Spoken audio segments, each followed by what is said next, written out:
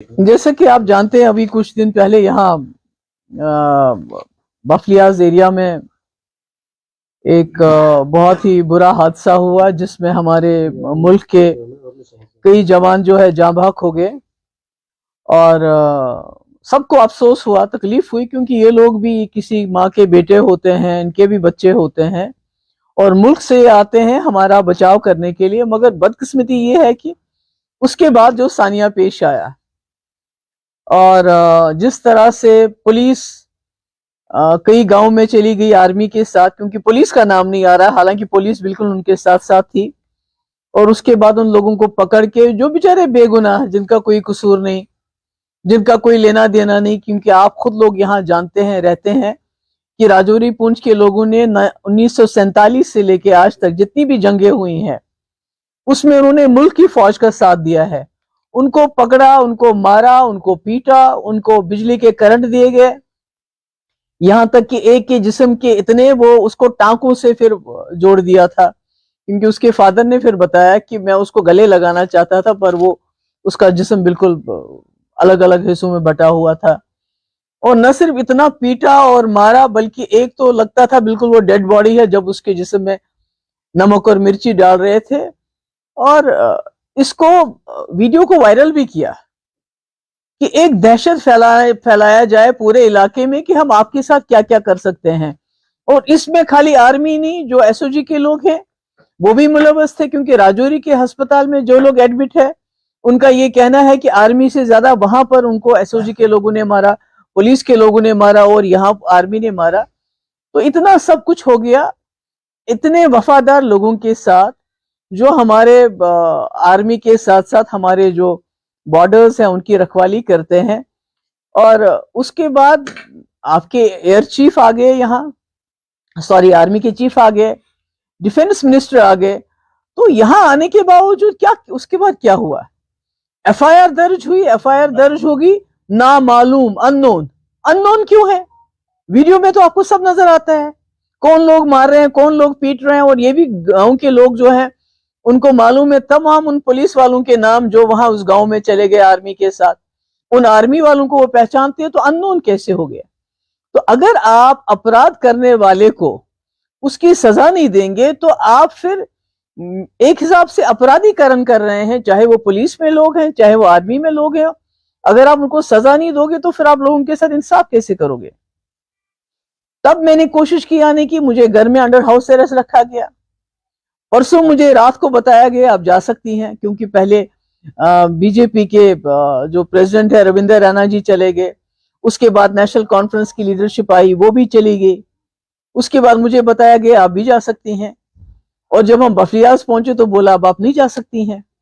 तो मुझे समझ नहीं आया कि ये क्या छुपा रहे हैं, क्योंकि जो हमारे पास रिपोर्ट्स हैं वो ये है कि न सिर्फ इन्होंने वहां से लोगों को उठा के बेदर्दी से मार पीट के उनको कत्ल कर दिया, बल्कि जो वहां जो औरतें थी, जो बच्चियां थी, जब उन्होंने इनके सामने तरले किए कि हमारे लोगों को छोड़ दो, तो उनको भी उनके साथ बड़ी बदसलूकी की, उनके साथ बड़ी बदतमीजी से पेश आए, उनको धमकाया कि अगर आप लोग पीछे नहीं हटोगे, अगर आप इसी तरह हमारे पीछे आती रहोगी इनको वापस लेने के लिए, तो हम आपके भी कपड़े उतार देंगे और आपका भी वही हाल कर देंगे जो हमने आपके मर्दों का किया है।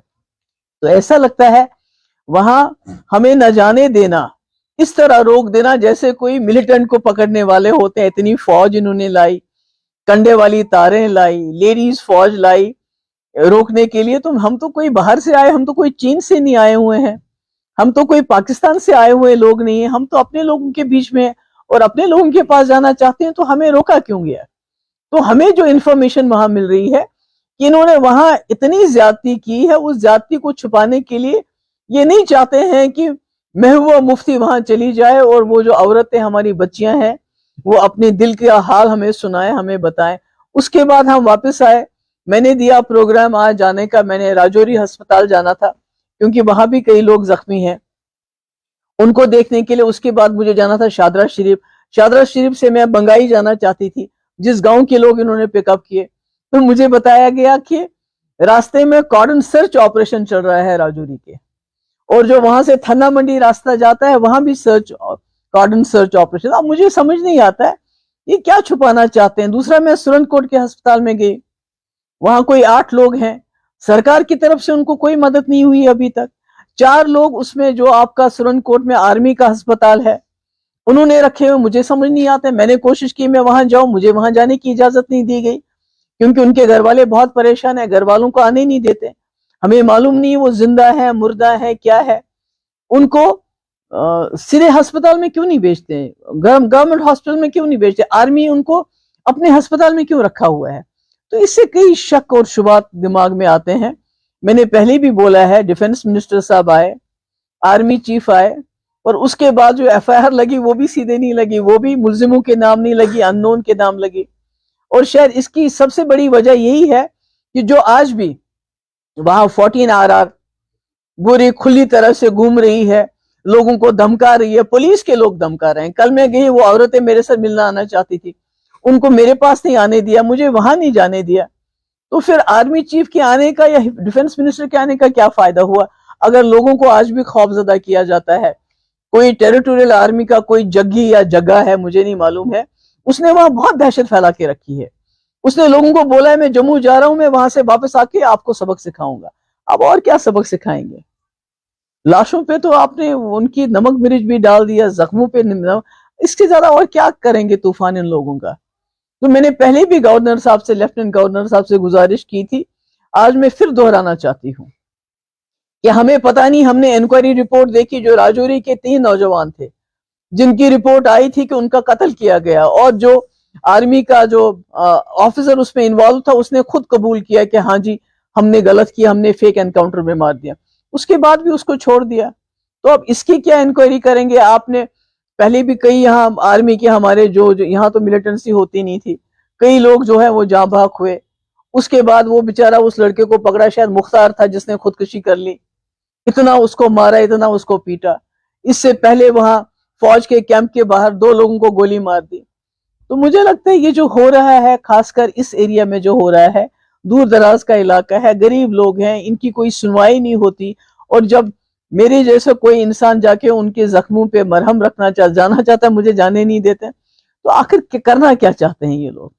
मेरी फिर से एक बार लेफ्टिनेंट गवर्नर साहब से गुजारिश है कि वो डिफेंस मिनिस्टर को बताएं, जिन लोगों की हलाकतें हुई हैं उनको 50-50 लाख का मुआवजा, उनको नौकरी, और उनको रोड साइड पे प्लॉट दिए जाने चाहिए।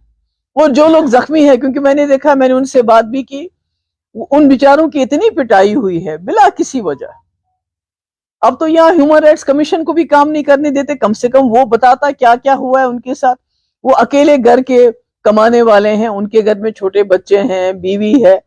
तो कम से कम ये जो जख्मी है, इनको 5-5 लाख रुपया दिया जाना चाहिए, चाहे वो राजौरी के अस्पताल में है, चाहे वो सुरनकोट के अस्पताल में है, चाहे वो आर्मी के अस्पताल में है। मुझे नहीं मालूम वो जिंदा है मुर्दा है, क्योंकि उनके घर वालों ने बोला हमें भी मिलने नहीं दिया जाता, ये मैंने सुना है। और इसी तरह उधमपुर में मुझे नहीं पता है वो बंदा अभी जिंदा है या मर गया है, उसकी हालत भी बहुत खराब है। तो आप लोगों से यही बात करने आई थी मैं कि आप मीडिया से ताल्लुक रखते हैं, और हमें पता है मीडिया भी किन हालात में इस वक्त काम कर रहा है, किस तरह मीडिया के ऊपर UAPA लगाया जाता है, PSA के अंदर बंद किया जाता है कि अगर वो सच्चाई दिखाने की कोशिश करते हैं।